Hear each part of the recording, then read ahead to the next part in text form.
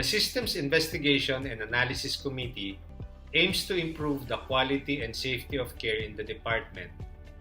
The committee seeks to conduct a review as a quality improvement activity to improve the systems and processes in the department, ultimately to improve clinical performance. One of the committee's goals is to reduce variation in practice to improve outcomes as well. Through its consensus and solutions meeting, the committee provides performance feedback but gives no judgment, as assessment of rendered care is largely subjective about what constitutes the standard of care.